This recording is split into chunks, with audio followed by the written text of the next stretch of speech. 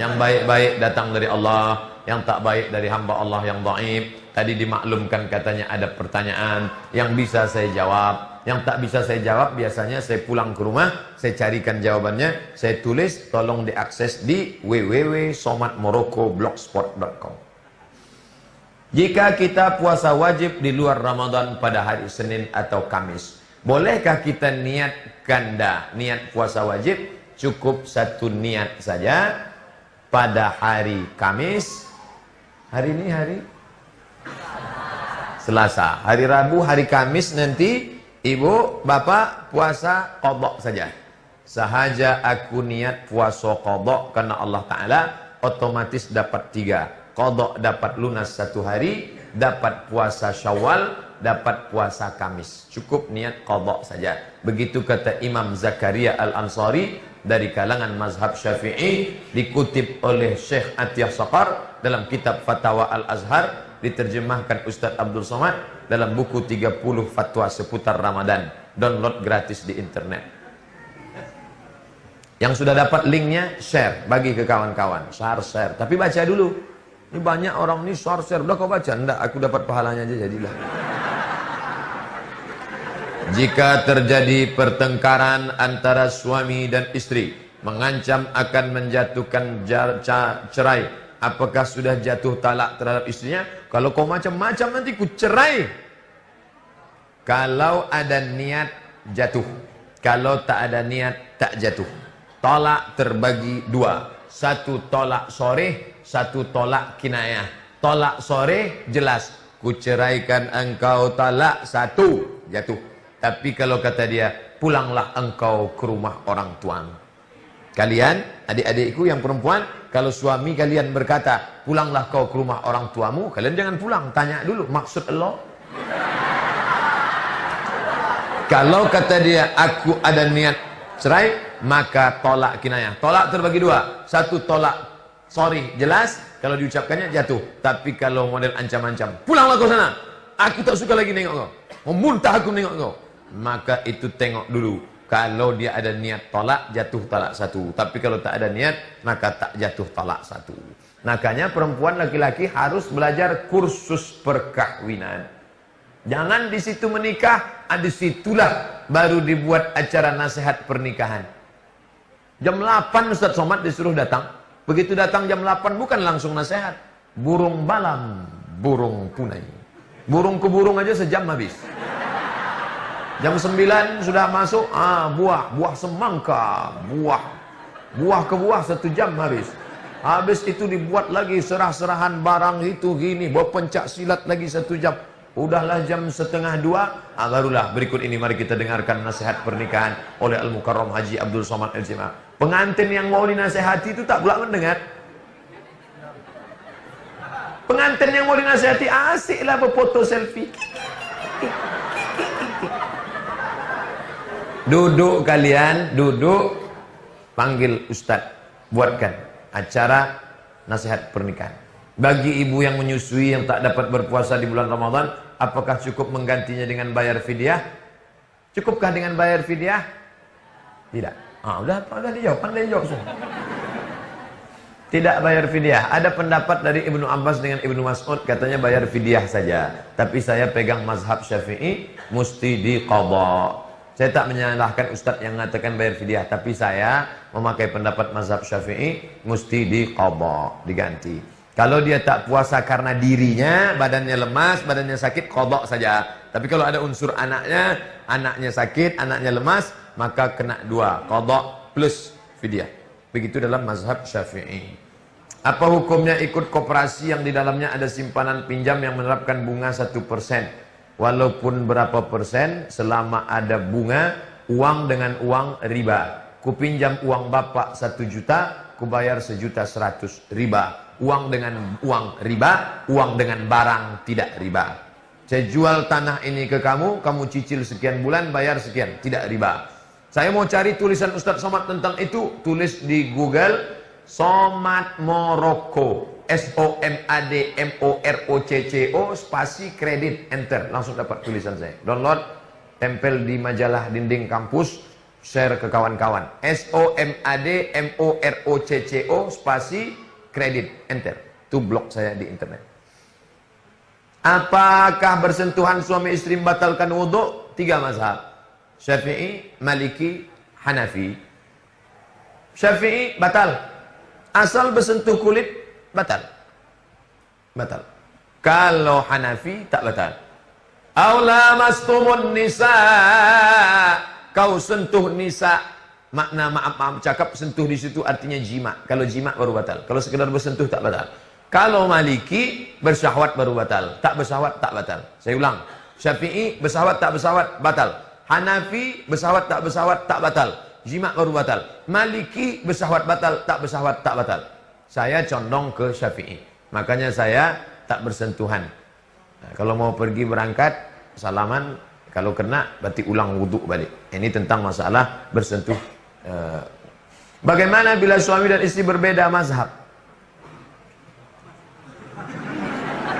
Istrinya Perti NU, suaminya Muhammadiyah. Muhammadiyah dalam hal ini mengambil Maliki. Dalam mazhab Maliki tak bersyahwat tak batal. Selesai dia salam istrinya, sampai dia di kampus UPP salat dia. Kau tadi kan sudah kau pegang binimu. Aku tak bersyahwat kata dia. Aku nengok biniku tak bersyahwat kata dia. Nengok bini orang baru aku bersyahwat. Tak batal. Tapi istrinya tadi batal. Letak beda cara berwuduk Syafi'i dengan Maliki itu di mana? Sama.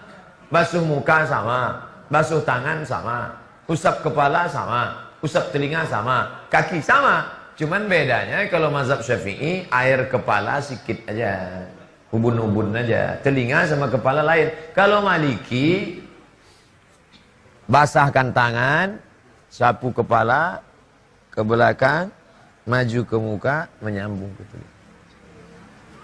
1 kali 1 Maliki. 3. Salah satu manhaj memandang kritik terhadap pemimpin itu berdosa. Kepada pemimpin harus taat walaupun zolim. Jadi waktu kasus Ahok kemarin menyatakan haram ikut demo. Bagaimana menurut Ustadz? Saya copy pendapat Ustadz Farid Oqbah. Farid Oqbah alumni Libya, Saudi Arabia punya. Apa kata Ustadz Farid Oqbah? Nanti saya kutip pendapat dari Mesir. Itu kan dari Mesir. Ini Farid Oqbah, Ustadz Farid Oqbah, Libya, Lembaga Ilmu Pengetahuan Indonesia Arab, cabang dari Universitas Imam Muhammad Ibn Saud, Riyadh, Saudi Arabia. Di Saudi Arabia tidak boleh demo, karena di Saudi Arabia itu kerajaan. Kerajaan akan menangkap orang demo, monarki. Kalau mati ayahnya, naik anaknya. Tapi Republik Indonesia pakai demokrasi. Demokrasi salah satu mengungkapkan ungkapannya adalah dengan cara unjuk rasa. Menunjukkan bahwa dia tidak senang, turun ke jalan. Dan tidak ada yang mengatakan 212 tunjuk rasa. Itu hanyalah untuk menunjukkan solidaritas, aksi damai. Jangan bakar-bakar, rumput tak ada yang rusak. Nah, jadi tentang masalah ini, jangan bawa fatwa Saudi Arabia ke tempat kita. Karena sistem monarki tak sama dengan demokrasi. Ustadz, bagaimana hukumnya bersalaman antara perempuan laki-laki yang bukan mahram, walaupun itu guru dosen kita?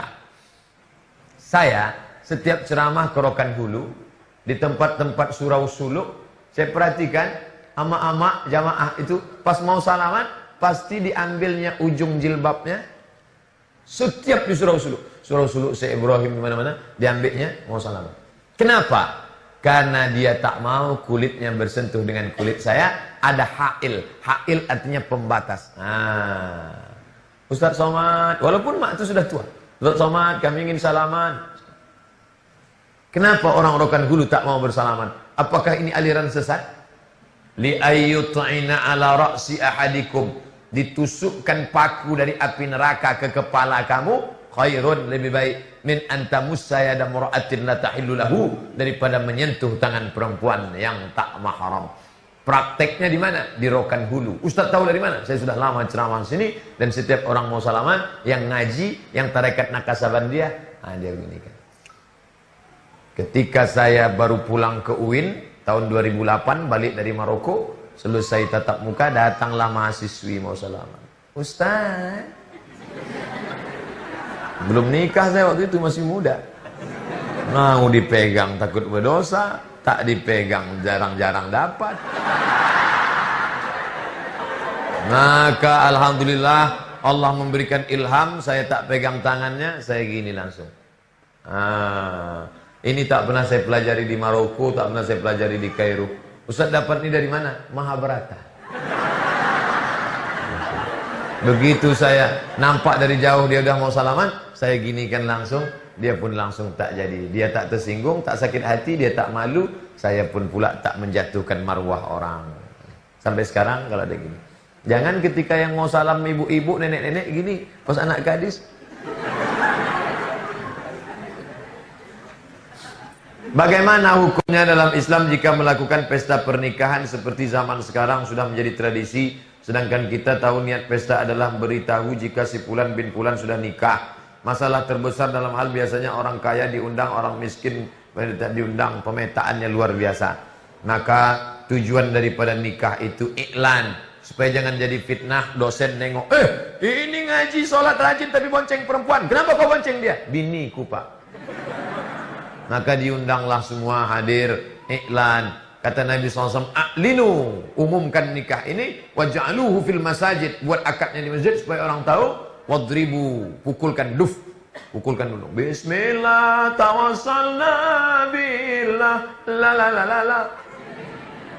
Pukulkan nasib. Selamat pengantin baru, duduk bersanding di depan ramai. Menengok ramai-ramai. Tapi sekarang pernikahan sudah kehilangan maknanya. Yang diundang bupati, wali kota, gubernur, yang di dekat rumah tak diundang.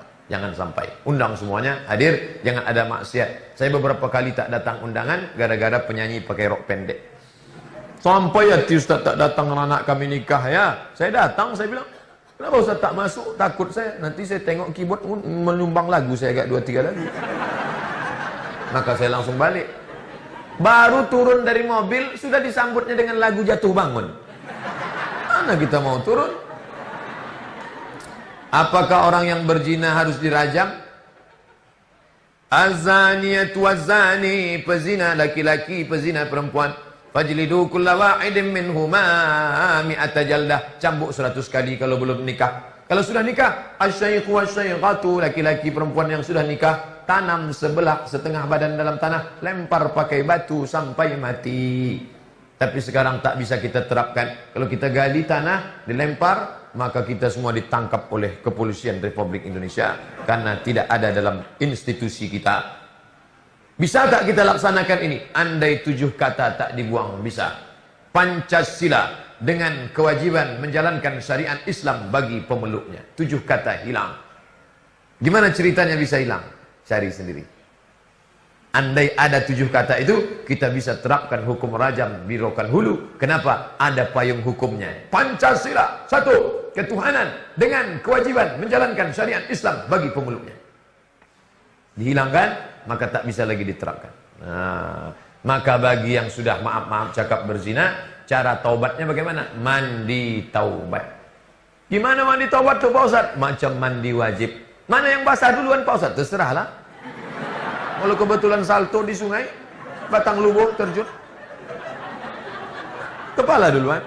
Kalau melompek ke bawah, kaki duluan. Pak Ustaz, apakah kalau saya mandi di sungai batang lubung itu hilang dosa saya? Kalau di tengah sungai itu kau mandi, pas banjir bukan cuma dosa hilang, kau pun hilang sekalian. Setelah mandi, sholat sunat taubat 2 rakaat. Usolli sunnatat taubat rak'ataini lillahi ta'ala. Allahu Akbar. Iftitah Fatihah ayat, sujud, rukuk, i'tidal, sujud, duduk dan sujud. Habis. Ayatnya bebas. Setelah itu astagfirullah, astagfirullahalazim, astagfirullahalazim, astagfirullah. Datang ke tuan-tuan guru, minta dudukkan zikir supaya hilang Allah, Allah, Allah, Allah, Allah, Allah. Afdal zikri fa'lam annahu la ilaha illallah. Bersih. Banyak-banyak sedekah, infak, sesali yang masa lalu. Nanti kalau ada tablik akbar di masjid, tablik akbar beserta muhasabah zikir. Minta, ya Allah, dosa kami begitu banyak ya. Apa yang kau tangiskan tadi? Menyesal aku masa lalu ku bergelimang dosa. Kau menangis kenapa? Aku tak tahu. Tengok orang nangis, aku nangis juga. Kami 5 bersaudara perempuan semua. Sementara ibu saya sudah meninggal dunia 12 tahun yang lalu.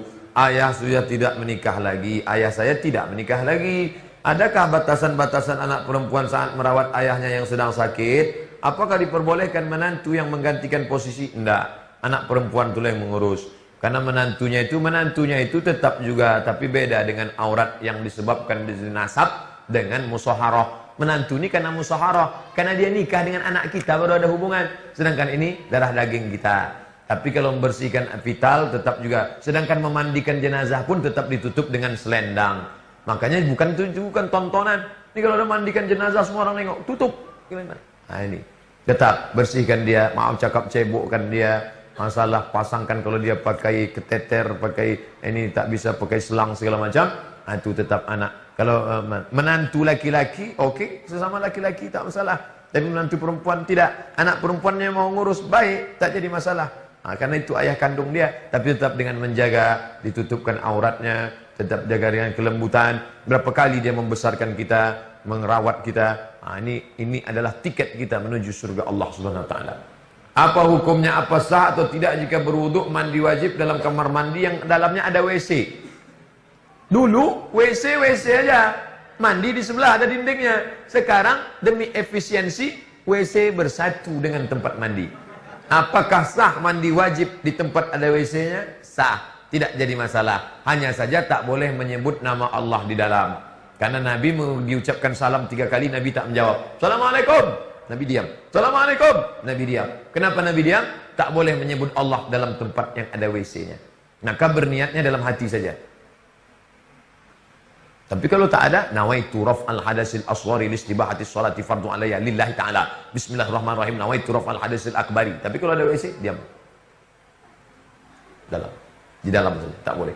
Sedangkan cincin tak dibawa Nabi ke WC. Nabi kalau mau masuk WC, cincinnya dibuka. Karena cincin Nabi ada tulisan Muhammad Rasulullah. Dibukanya letaknya pintu. Kita jangan letak pintu, hilang. Jika mandi menggunakan bak mandi yang kurang dari 2 kulah, jika percikan air masuk ke dalam bak mandi, apakah mandi itu menjadi sah? Air dalam mazhab Syafi'i bisa menjadi mustakmal. Mazhab Syafi'i tingkat ihtiyat kehati-hatiannya hebat. Makanya tak dimasukkan tangan ke dalam ember. Mazhab Syafi'i. Kalau mazhab Maliki masukkannya tangan, cuci tangan masuk ke dalam. Mazhab Syafi'i hati-hatinya tingkat tinggi, maka dituangkan dari gayung itu ke tangan, bukan masuk ke dalam.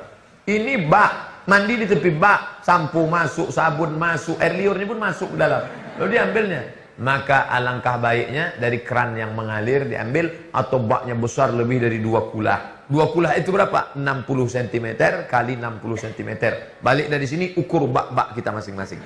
Kalau baknya pendek kecil, itu bisa nanti tidak sah karena airnya bisa menjadi mustakmal, ataupun paling tidak ada was-was dalam hati, was-was. Apalagi dia sering nonton was-was, hati menjadi was-was. Apa pendapat Ustaz tentang berita di internet bahwa kiamat akan terjadi 1477, umur dunia tak sampai 1500 tahun lagi? Bedakan antara hadis dengan interpretasi terhadap hadis. Tak ada hadis menyebut kita akan kiamat 1500. Tapi ada ulama yang berijtihad lalu dia ceramah. Positifnya ada. Apa positifnya? Banyak pemabuk-pemabuk taubat. Pemakai sabu sudah sakau. Kau tahu tak? Sebentar lagi kiamat. Apa kata dia? Obat dia. Itu yang pakar dalam bidang itu Ustadz Zulkifli M. Ali dari Payakumbuh. Ustadz spesialis hari kiamat. Jadi sekarang Ustadz-Ustadz ini udah ada spesialisnya. Ada Ustadz spesialis zikir, Ustadz Arifin Ilham. Ada Ustadz spesialis sodakoh aja, yaitu Ustadz Yusuf Mansur. Ada spesialis kiamat aja. Ada Ustadz. Ya, saya takutnya itu Ustadz apa tuh? Ustadz jenazah tuh. Asal nengok dia ingat mati aja, Pak. Jadi itu ijtihad, bukan hadis Nabi. Bolehkah menjalankan kotak infak saat khotib sedang khutbah? Boleh. Tak boleh jalan. Kalau rokan hulu tidak membolehkan kotak infak berjalan di depan, caranya adalah semua orang rokan hulu langsung gaji potong atas.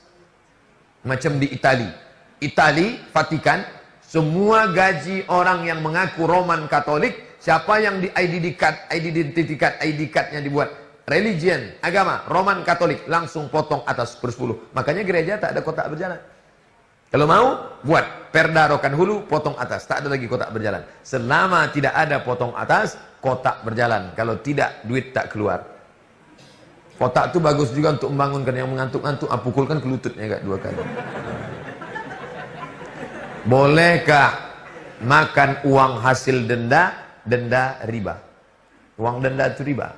Riba jenis kedua. Riba pertama, ku pinjam Ustadz Noprizal 1 juta, ku bayar 1.200.000. Riba. Jenis kedua, ku pinjam uang Ustadz 1 juta, ku balikkan 1 juta. Tapi kalau terlambat 2 hari, ku bayar 1.200.000. Terlambat 3 hari, ku bayar. Maka ini jenis riba, jenis kedua.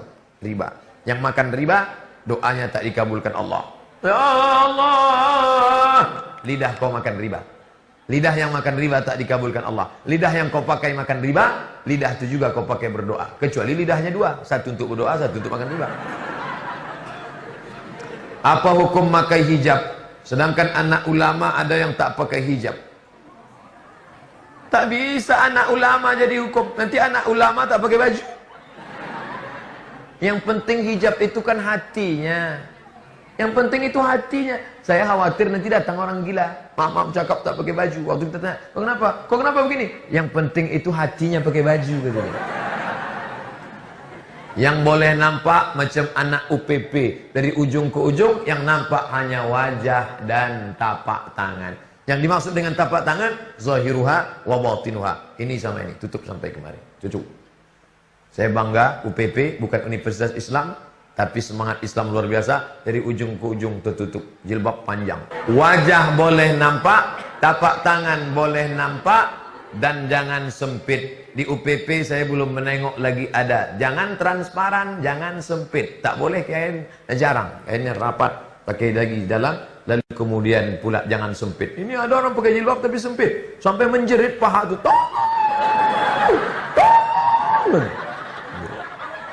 Jangan. Apa hukumnya membaca Quran dengan langgam Jawa?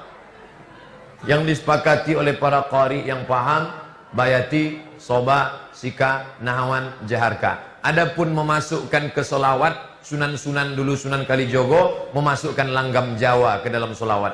Tak masalah. Salatullah, salamullah, ala taha rasulillah. Salatullah, salamullah, ala yasin habibillah. Itu bukan bayati soba, itu lagu Jawa itu. Ler iler, ler iler, ngacumi ler, ta ijo royo royo, manten anyar. Aku nek manten anyari ya ingat. Semoga Allah selalu merahmati, melindungi Ustadz, amin. Saya mau bertanya, tapi mungkin di luar topik. Dari tadi di luar topik. Bagaimana hukum jual beli saham Pak Ustadz? Saham tersebut dari perusahaan yang bergerak di bidang halal seperti perkebunan, konstruksi. Tapi dalam menjalankan bisnis mereka terlibat dengan bank. Biasanya mengandung unsur riba. Hampir semua perusahaan pasti terlibat dengan bank. Saya perusahaan. Perusahaan menjalin kerjasama dengan bank. Lalu saya jual saham. Saham bisa naik turun. Pas beruntung naik, pas rugi hancur turun. Apapun nama transaksinya, forex, jual beli saham, apa namanya lagi, transaksi e-commerce, apapun nama transaksinya, kalau selamat dari yang 3 boleh. Apa yang 3 itu? Tidak ada ghish, tipu, tak ada zulm, aniaya, tak ada gharar, gambling. Kalau bersih dari yang 3, lanjutkan. Tapi selama ada salah satu dari 3 atau 3-3-nya ada, hentikan. Renung baik-baik, tanya yang pakar, ada tak yang 3 ini? Ada ghish, tipu? Tak ada. Ada zulm, aniaya? Tak ada. Ada tak gambling? Ketidakpastian. Bisa melambung, bisa jatuh. Selama ada yang 3, maka tak dibenarkan. Riba, haram. Na'udzubillah. Saya salah seorang mahasiswi UPP ingin bertanya. Bagaimana cara kita sebagai umat Islam menanggapi berbagai isu dari berbagai pihak yang ingin memecah belah umat Islam? Alhamdulillah. Dengan munculnya kriminalisasi ulama, dengan munculnya Ahok, dengan munculnya macam-macam, kita justru bisa sekarang membedakan mana kawan, mana lawan. Yang selama ini kita anggap kawan, rupanya lawan. Menggunting dalam lipatan, menjegal kawan seiring musuh dalam selimut. Kepinding dia. Nah, alhamdulillah Dengan adanya Isra Mi'raj, nampaklah mana kawan mana lawan. Gara-gara Isra Mi'raj lah Abu Bakar dapat gelar As-Siddiq. Semua mengkafirkan, Muhammad gila, masa dia bisa naik? As-Siddiq. Dengan isu-isu belakangan ini, disitulah bisa kita nampak rupanya yang selama ini ku anggap kawan, rupanya lawan. Ajak dia, dakwahi dia. Kalau kau sanggup, anak-anak muda menjadi cyber army, tentara-tentara cyber yang pandai buat meme, yang pandai buat karikatur, yang pandai buat ajakan, yang pandai buat video pendek. Berperang kalian di alam maya sana. Browsing, chatting, launching, mancing. Apa sebenarnya hidayah itu? Seperti apa Allah memberikan hidayah? Zalikal kitabu la raiba fihi hudan. Al-Quran itulah hidayah. Hidayah itu Quran, petunjuk. Ustaz, saya mau ikut Ustaz ke Pasir Pangarayan Rokan Hulu. Mau ikut sama saya? Iya, ikut aja sama saya ya. Rupanya saya sudah berangkat duluan. Ustaz, saya terlambat gimana? Kalian bawa mobil, terus aja. Nanti Pak Ustaz sampai Bangkinang, terus aja. Nanti Pak Ustaz dari Bangkinang sampai ke Kuok, terus aja. Nanti Pak Ustaz dari Kuok sampai ke jembatan Rantau Berangin, ada hidayah di atas. Belok kiri, Payakumbuh. Belok kanan, Pasir Pangarayan. Itulah hidayah. Tunjuk. Nanti kalau kau nampak hidayah, kau belok kanan ya. Ya Pak Ustadz. Begitu sampai di simpang Rantau Berangin, dia pun belok kiri terus. Begitu sudah sampai ke Payakumbuh, baru dia bilang, Ustadz, kami sudah mau sampai Payakumbuh. Lalu saya bilang, terus sajalah kalian. Saat itu saya sedang marah. Kenapa saya marah? Karena dia tidak mengikuti hidayah, menolak hidayah. Syahrul Ramadan allazi unzila fihi al-Qur'an. Bulan Ramadan Allah menurunkan Al-Qur'an hudan. Al-Quran itu hidayah. Quran sudah lama turun, tapi kau menyia-nyiakan hidayah Al-Quran, maka kembali kepada hidayah Al-Quran. Makanya sebelum acara tadi dibacakan Al-Quran supaya dapat hidayah. Apa perbedaan ujian, cobaan, azab? Seperti apa Allah menunjukkan ketiga hal tersebut? Ma yusibul mu'min min nasabin wala wasabin wala saqabin wala syaukin. Kalau ada orang sakit, susah hati, gundah gulana, galau, kacau pikiran, kakinya tertusuk duri, illa kafarallahu anhu biha sayi'atuh, maka Allah menghapuskan dosa-dosanya di masa yang lalu. Kita berjalan bertiga, tiba-tiba pas di jalan itu kaki kita tertusuk duri. Nah, apakah tusuk duri itu karena Allah menghapuskan dosa kita, atau karena Allah mengangkat derajat kita? Ada yang sakit, apakah sakitnya itu karena Allah menghapus dosanya, atau karena Allah mengangkat derajatnya? Kita tak tahu. Maka kita husnuzan aja sama Allah. Maka kita tak boleh mengatakan nengok orang sakit, banyak betul dosa kau. Tunggu kan? Boleh jadi dosa dia tak ada. Lalu kenapa dia sakit-sakitan terus? Karena Allah mau mengangkat derajat dia dengan kesabaran yang luar biasa. Ada tiga kemungkinan. Pertama, mungkin kita sakit karena kita banyak dosa, Allah mau cuci kita. Dua, mungkin kita sakit karena kita tak ada dosa, tapi Allah mau angkat derajat kita. Tiga, boleh jadi kita sudah sampai ke tempat yang tertinggi, tapi amal kita kurang. Pas dicek malaikat, ini amalnya kurang. Buat dia sakit, sehingga ketika dia sabar, cukuplah itu. Ada amal yang lebih besar daripada haji. Amal lebih besar daripada puasa. Apa dia? Sabar. Innama yuwaffas sabiruna ajrahum bighairi hisab. Orang yang sabar menerima ujian Allah, maka dia akan diberikan balasan bighairi hisab. Nah, jadi tak bisa kalau demam itu menghapuskan salah, kalau jantung koroner itu mengangkat derajat. Belum ada standarnya. Bagaimana cara memantaskan diri agar titel hamba Allah dapat diraih? Bagaimana cara untuk mengutamakan kehidupan akhirat daripada mengutamakan kehidupan dunia? Apakah harus menunggu hidayah atau ujian? Tengok orang cacat. Maaf, adik-adik, saudara-saudaraku yang diberi Allah kekurangan, kalian adalah tamu-tamu Allah. Ada yang diberi kurang fisik, ada yang diberi kurang akal, ada yang diberi kurang sehat. Tengok, dia yang kurang cacat, syukurnya hebat. Aku sempurna, kenapa tidak? Tengok orang sakit, pergi ke rumah sakit. Balik dari sini nanti pergi ke Pasir Pangarayan, tengok orang sakit. Kalau security satpam nanya, kamu mau apa? Saya mau nengok orang sakit. Siapa yang sakit? Semua yang sakit mau aku tengok. Yang ketiga, tengok orang mati. Iringi jenazah, tengok kubur orang mati. Akan membangkitkan menjadi hamba Allah. Jangan jadi hamba harta. Dunia ini kalau dikejar tak terkejar, ingin jadi ini, ingin jadi ini. Tapi jangan pula gara-gara ini nanti bawaannya mau mati semua. Kau setelah S1 UPP mau S2 kemana? Dah lah Pak Ustaz, saya mau mati aja. Bolehkah seorang perempuan mengajukan permintaan pada calon suaminya tak mau dipoligami selagi saya masih sanggup untuk memenuhi semua hak suaminya ketika hendak melakukan pernikahan? Ini namanya takabe indak batali. Tidak boleh mengajukan syarat kalau syarat itu dibenarkan agama Islam. Masalah poligami dibenarkan dalam agama Islam. Fankihu ma tabalakum minan nisa'i masna wa thulatha wa ruba'. Fa in khiftum alla ta'dilu, kalau kau tak sanggup bersikap adil fawahidah. Adik-adikku yang perempuan, kalian tidak perlu terlalu cemas suami ingin nikah lagi. Tengoklah B.J. Habibie. Kurang cerdas apa Habibie? Doktor Eng dari Jerman. Tapi ketika Ainun meninggal, sampai sekarang dia tak menikah lagi. Maka disinetronkan, difilmkan Ainun Habibie. Tak bisa. Jadi jangan kalian seuzon semua ini mau berbini dua. Enggak. Kalaupun ada cakapnya aja itu, hatinya lebih parah dari itu lagi. Bolehkah seorang perempuan bekerja setelah menikah setelah mendapatkan izin dari suaminya? Perempuan boleh bekerja dengan syarat dan ketentuan berlaku 3 syarat. Pertama, izin suami. Izinnya mesti murni. Banyak juga suami mengizinkan istri karena dia ditekan. Abang kalau tak izinkan tengok. Yang kedua, menutup aurat, tidak solek-solek jahiliah. Jangan bekerja ke kantor pakai solek, makeup, muka putih, tangan hitam. Bedak Kelly 2 inci. Lipstick tebal minta ampun. Sampai di kantor orang ketawa, awak ketawa.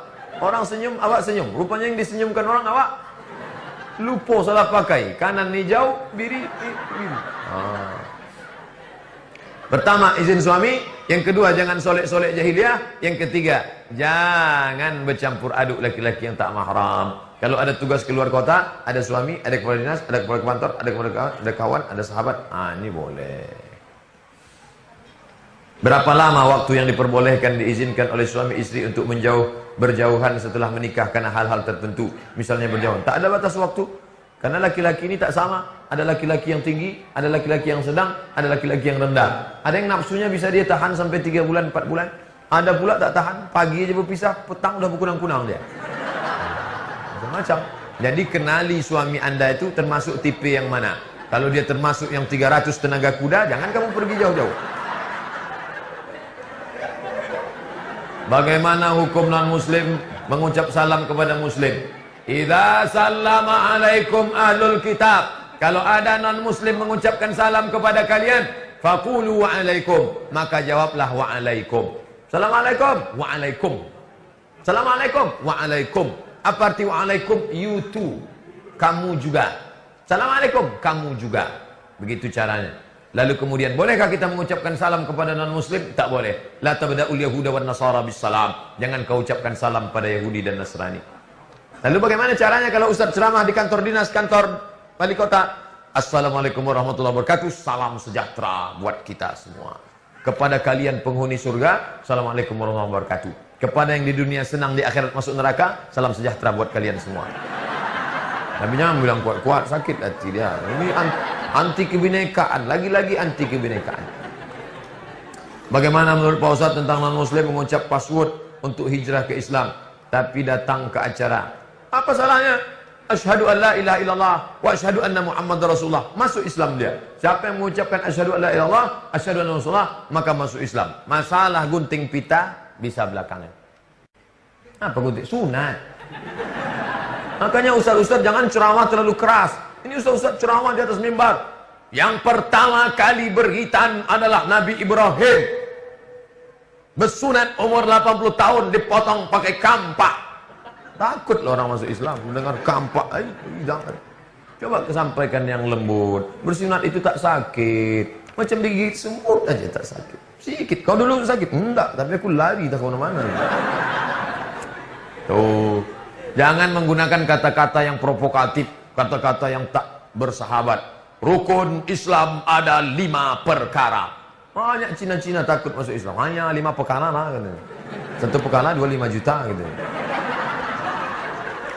Pak Ustadz, bagaimana saya menguatkan hati untuk hijrah. Saya takut masuk Islam karena orang tua. Saya ingin hijrah dengan mencari pasangan yang soleha untuk menuju Islam, karena saya masih menerima subsidi dari orang tua walau saya sudah bekerja, sementara saya masih semester. Maka engkau saudaraku yang masuk Islam, engkau bersyahadat, engkau dilindungi oleh undang-undang di dalam Republik Indonesia. Siapa yang masuk Islam dengan tidak ada paksaan? Wahai saudaraku, betulkah engkau masuk Islam tidak ada paksaan dari dimanapun? Betul. Asyhadu an la ilaha illallah, asyhadu anna Muhammadar Rasulullah. Bahwa orang tuamu mengusir, maka dulu di UIN ada yang sholat di dalam kamar, kuncinya rapat, sholat di dalam kamar. Dibelinya mukena, perempuan, kuliahnya di UIN Suska, bisa dia sholat, memperjuangkan akidahnya, luar biasa. Tidak ada yang lahir memilih perut siapa yang mau dia masuki, tak ada. Maka tak boleh kita ejek orang Batak, Batak. Tak boleh kita ejek, Cina, tak boleh. Apa pernah dulu malaikat bawa kertas multiple choice? Mau jadi Batak, mau jadi Cina? Tak ada. Itu semua takdir Allah. Tapi setelah lahir ke dunia kau memilih, hai saudaraku. Masuk ke dalam perut Batak Tapanuli Utara, Kristen, cari Islam, cari Islam, cari Islam, cari Islam, masuk Islam, jadi Ustadz Nababan. Masuk dalam perut orang Sulawesi Utara, mencari Islam, cari Islam, cari Islam, jadi Ustadz Yahya Walone. Masuk ke dalam perut orang Cina, cari Islam, cari Islam, cari Islam, masuk Islam, jadi Ustadz Felix Xiao. Itu luar biasa perjuangannya. Sekarang ada ustadzku yang mencari, kau berusaha, diberikan Allah jalan. Kau lebih mulia daripada Ustadz Somad, lebih mulia daripada kami semua. Ustadz Somad, catatan dosanya bagaimana dosa. Tapi kau saudaraku, kalau kau masuk Islam, catatan amalmu diulang dari nol. Di dunia ini yang diulang dari nol cuma dua. Pertama mu'allaf, yang satu lagi pegawai Pertamina. Dari nol ya Pak. Bagaimana hukum alat musik? Saksofon, biola, keyboard. Apa hukum alat musik? Maka alat musik, kata Syekh Yusuf Al-Qardawi, alat musik kata dia tidak haram. Dikajinya. Jangan burukkan saya, Abu Somad menghalalkan gitar. Enggak. Alat musik itu sama macam pisau. Kalau dipakai memotong tangan, putus. Tapi kalau dipakai memotong kambing, dapat pahala. Begitu juga dengan alat-alat. Alat-alat musik yang dipakai untuk lagu religi. Barakallahu lakuma wa baraka alaikuma wa jama'a bainakuma. Pakai alat musik. Lagu Maher Zain, lagu Opik, lagu bagus sekali. Nah, bolehkah seorang muslimah bernyanyi di muka umum dengan tujuan dakwah? Enggak. Kenapa? Karena mukanya nanti akan ditengok bini orang, ditonton laki orang. Banyak laki-laki yang menengok bininya dengan menengok orang beda. Menengok bini orang meniti Elio, menengok bini meniti Matung. Oleh sebab itu kalau mau mukul nasid, jangan depan orang banyak-banyak.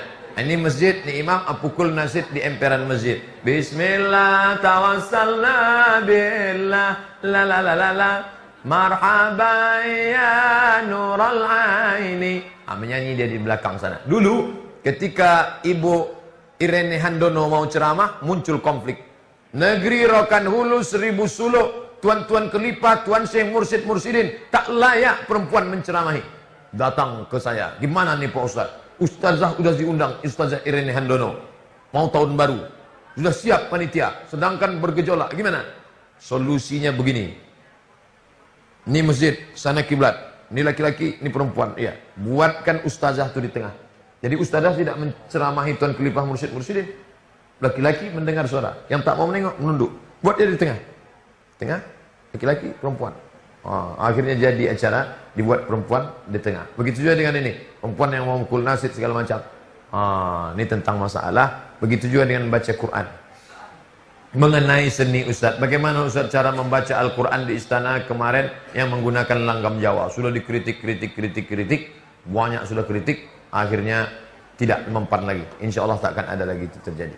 Karena dari pakar-pakar sendiri sudah mengkritik. Saya mau bertanya tentang asal muasal lahirnya khilafiyah, sehingga banyak menimbulkan antar sesama Islam. Mendengar adanya konflik politik. Khilafiyah itu sejak zaman Nabi sudah ada.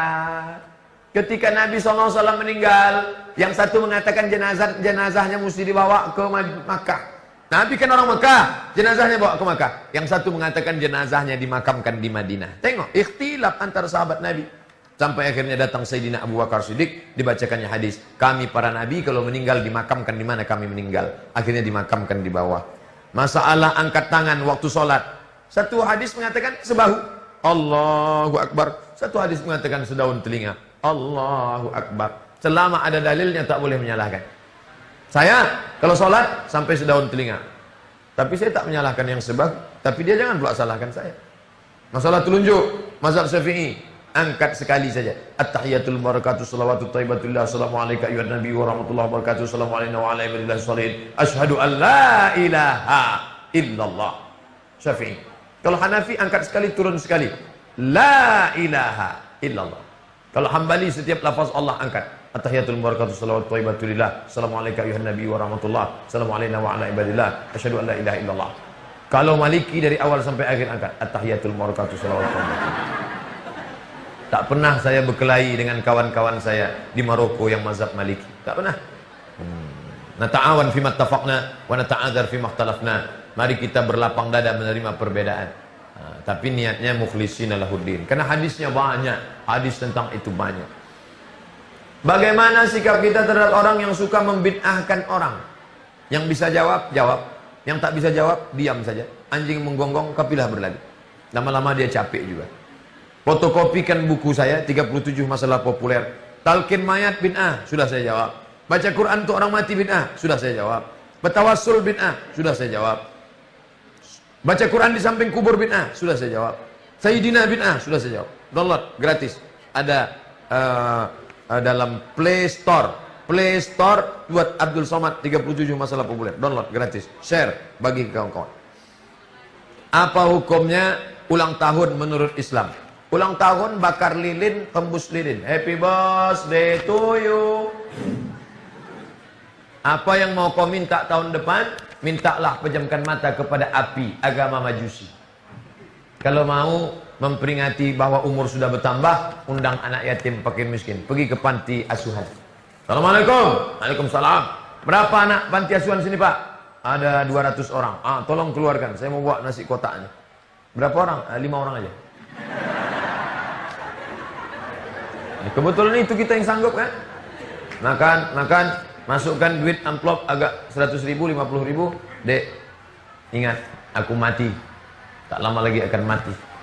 Mengingat mati. Ada tak Nabi pernah mengulang hari lahirnya? Ya, mana dalilnya? Hadis riwayat Muslim. Zaka yauma wulidtu. Kenapa kau beribadah banyak hari Senin ya Rasulullah? Zaka yauma wulidtu. Hari Senin aku lahir. Bukan dikenang dengan bakar lilin. Yang lagi tradisi-tradisi yang sudah-sudah masa lalu. Udah. Ustaz tak pernah tiup lilin. Pernah waktu mati lampu tiup lilin. Apa hukum pacaran Pak Ustaz? Tak ada pacaran-pacaran. Saya 4 tahun kuliah di Mesir tak pernah pacaran. Demi Allah, wallahi tallahi billahi 4 tahun saya di Mesir tak pernah pacaran. Kenapa Ustaz tak pacaran? Jarak kampus laki-laki perempuan 15 km. Saya, Ustaz Baihaqi, Ustaz Oni, Ustaz Nafrizal, sama kami. Kami diikat oleh KSMR, Kelompok Studi Mahasiswa Riau. Kelompok Studi Mahasiswa Riau. Mahasiswa Indonesia semuanya 2.400. Yang laki-laki 2.100. Yang perempuan 300. Persaingan ketat. Tapi keadaan itu membuat kami. Toh pada akhirnya Ustaz Afrizal nikah, punya istri juga, punya anak. Saya menikah, punya istri juga. Yang katanya pacaran, kaulah bulan, bullshit, omong kosong semua. Tak ada tuh. Pacaran tuh penuh dengan penipuan, pencitraan, pembohongan. Begitu jalan berdua terpleset. Kenapa ya? Begitu dah beranak, jatuh, mampus lu situ. Kalian belajar aja yang betul. Perempuan, kalian adalah timun. Laki-laki, kalian adalah durian. Timun berkawan sama durian, tak pernah untung. Di atas bonyok, di atas bawah sobek, hancur tak ada. Tertulis di botol aqua. Apa tulisannya? Do not accept if cell is broken. Do not accept if cell is broken. Jangan terima botol kalau segelnya rusak. Botol aja yang harga 5.000 tak diterima. Apalagi kalian? Jaga kehormatan kalian. Jodoh di tangan Allah. Kalau sudah masanya kan tiba juga. Masalah yang datang nenek-nenek tak tahulah entah apa. Tiba masanya bisa. Nampaknya ada yang cantik Pak Ustadz. Saya berkenan mau nikah sama dia. Datang ke Tuan Syekh, datang ke Pak Hafid, datang ke Pak Tua Yayasan, datang ke Pak Rektor. mereka akan bawakan, dita'arufkan, dikenalkan, nikah. Nikah dengan baik, undang saya akan datang ceramah nasihat pernikahan. Habis itu kalian akan menjadi keluarga sakinah, mawaddah, warahmah insyaallah. Amin. Ya Rabbal Alamin. Tapi orang tua jangan membiarkan anak-anak ini, anak lajang, anak gadis. Pak, saya bawa anak gadis bapak malam ini jalan-jalan ke pasir ya. Jangan. Sebentar aja pak, kami mau beli mie ayam. Tidak. Nanti kami belikan bapak bakso sebungkus. Abah lah. Ini yang rusak. Kalau udah aku bilang sekali jangan. Sebentar aja pak. Tidak. Sekali tidak. Tidak. Kalau udah aku katakan tidak. Tidak. Jangan pak. Datang ibu dari dapur, kasihlah bang, awak lu dulu lebih parah dari itu lagi. Ini jadi masalah. Jangan, kita jaga negeri 1000 suluk itu. Ini negerinya para khalifah, ini negerinya Syekh Abdul Wahab Rokan, ini negerinya Syekh Ibrahim Al-Khadij Naqsabandi. Orang-orang tua kita mendoakan negeri ini tiap malam dia berdoa, Allahumma dafa'anullah wal waba wal fasa, jauhkan bala musibah malam. Kalau sampai itu terjadi, na'udzubillah, berserak-serak anak zina, na'udzubillah. Apakah puasa 6 di bulan Syawal harus pakai hari raya? Enggak. Apakah boleh hari berikutnya dilanjutkan mengqadha puasa? Boleh.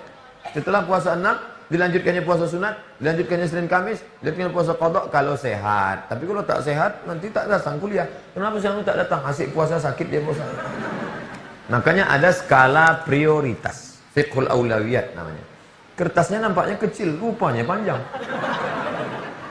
Bagaimana hukum seorang wanita bernyanyi kalau sebagian ada yang mengatakan suara wanita itu aurat? Sudah terjawab. Bagaimana dengan qari'ah? Qari'ah tak masalah. Karena waktu qari'ah menyanyi, apa ada orang naik syahwatnya dengar qari'ah? Bismillahirrahmanirrahim. Tiba-tiba keluar satu laki-laki. Kau kenapa? Bersahwat aku dengar suara.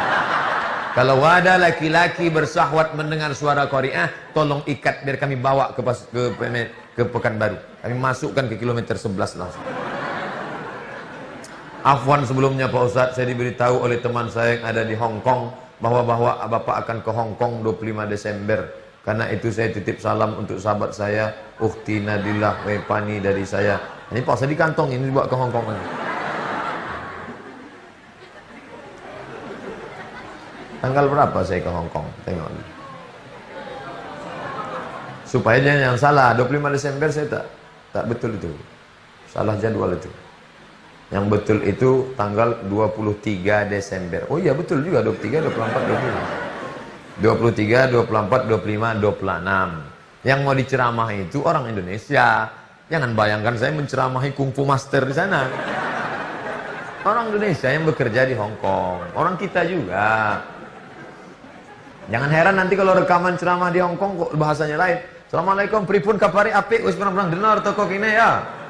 Saudara kita dari Pulau Jawa. Apa hukumnya patung seperti patung yang di celengan sebagai alat untuk mendidik anak? Untuk anak-anak boleh. Patung untuk anak-anak, boneka boleh. Mana dalilnya? Karena Nabi membiarkan boneka Aisyah. Ibu di rumahnya ada boneka Barbie, boneka Wonder Woman, Spiderman, boleh. Tapi kalau bisa Wonder Woman, Spiderman, Batman itu dipakaikan baju muslimah, pakai baju kurung semua, pakai songket. Nah, jangan boneka Barbie pakai maaf cakap baju aurat, tak boleh. Balik dari sini pergi ke tukang jahit, jahitkan boneka Barbie pakai baju kurung. Hulk, patung Hulk yang celananya sobek-sobek, pakaikan dia kain sarung. Naruto pakai baju koko, susun mereka jadi imam. Pas anak pergi sekolah susun, imamnya Batman, muazzinnya Naruto, Wonder Woman.